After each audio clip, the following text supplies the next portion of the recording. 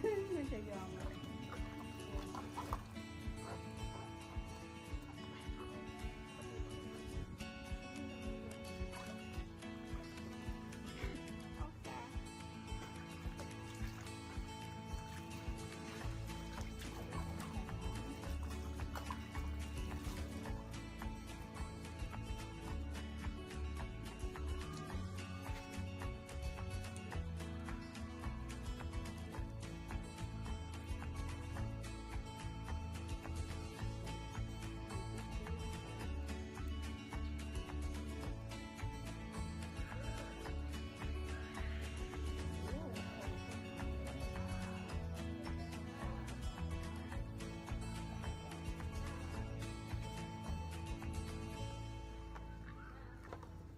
เอามาเอาใส่ทั้งนี้หน่อยตูดมัน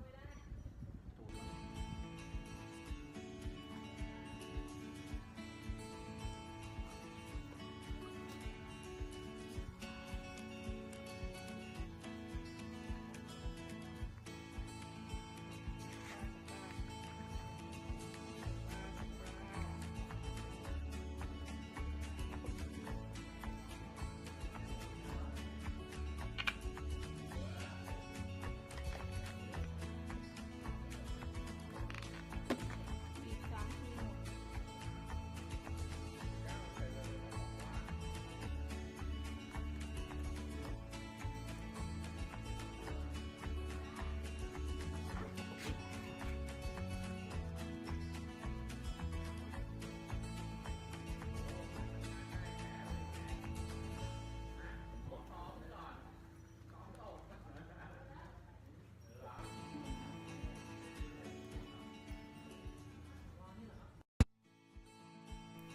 อย่าลืมกดไลค์ กด Subscribe และกดกระดิ่ง